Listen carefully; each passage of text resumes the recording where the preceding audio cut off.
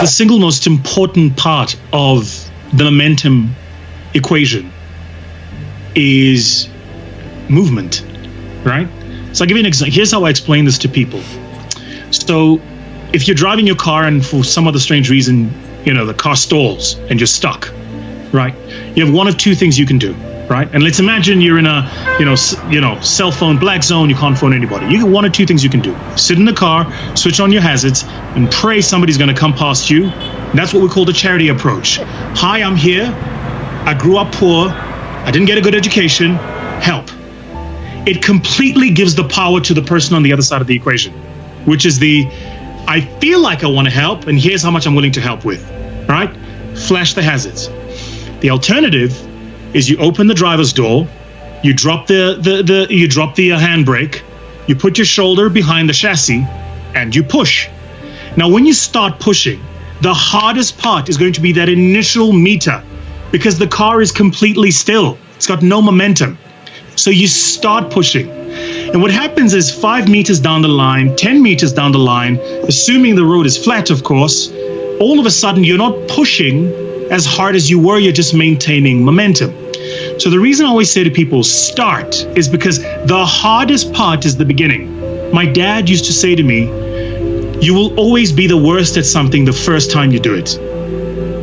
So the results you get the first time you do it are not the true results. That was the worst version of you doing that thing. That's first time you sing, first time doing public speaking, first time you try to do a comedy set. First time you do anything is the worst time because you don't have the skill set. But as you do it, what happens is you mature, you get better, and you learn, right? So that's what I mean by that is the reason it's important to start is because all of those stories, that self-narrative that you've been saying and toiling in your head, the excuses are valid, the world isn't fair, but guess what? At the beginning, it is going to be tough, but the only way out of it is to start. There is no other way out of it. You can't negotiate with it, right? It's, let me just one last thing for you to think about. So I said this to an entrepreneur literally today who came to see me about this very thing. And she was saying to me, look, business, it's COVID, it's been a tough time, yada, yada. And I said to her, if you went to, imagine, the Empire State Buildings. I said to her, if you went to the top of the building and stood at the ledge, prayed to whichever God you praise, God, Buddha, Allah, and told them that you don't believe in gravity and jumped, you'd find that gravity believes in you, right? So I was saying to her, the environment in the moment we're in is gravity. You can't negotiate your way out of it, right? What you can do is you can get started with who you need to be to survive this moment. And what she was doing, which is what I think a lot of people do, is they hang on to who they used to be, right? So I used to be well, that's not working anymore. So who do you need to be? And get started on that journey.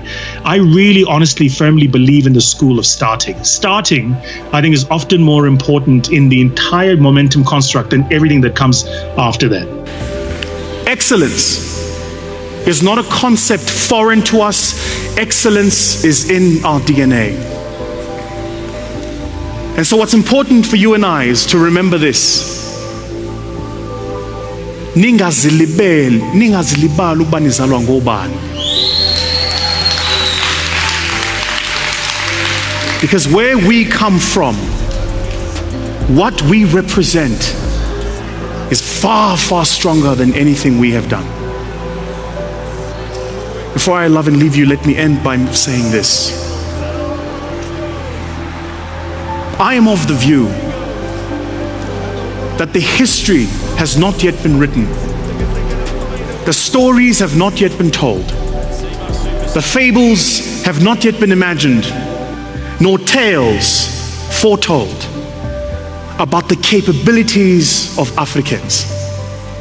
It's still not been written.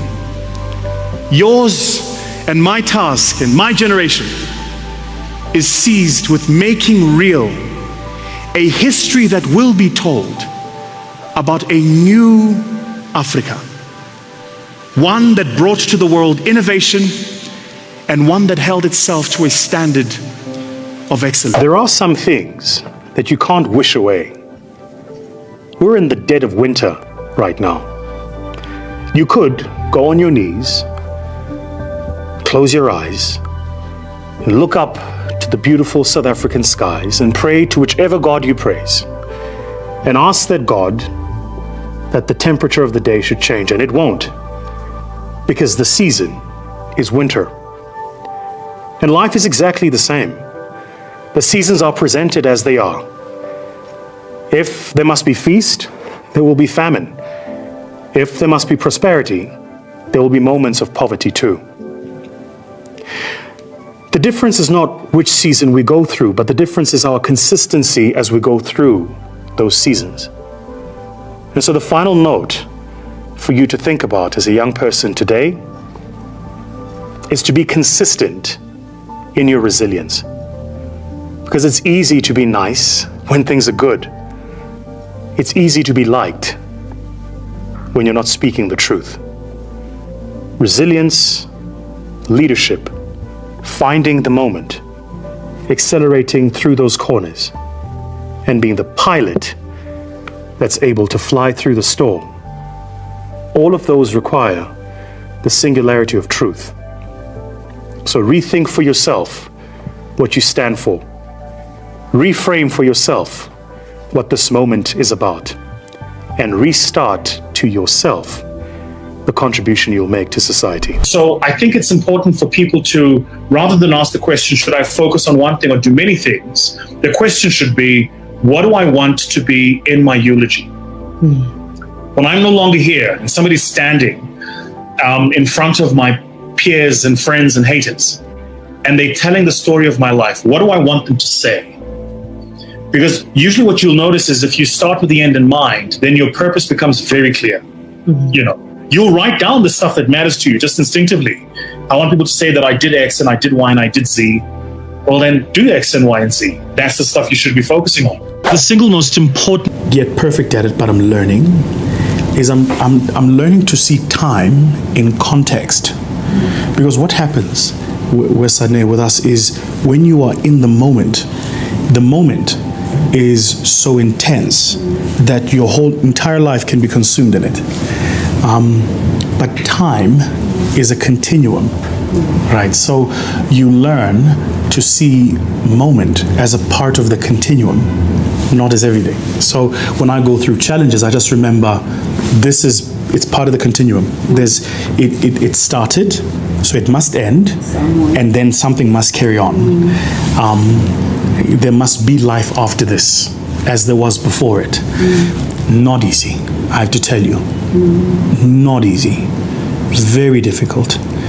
I have been close to losing it all more times than you can imagine.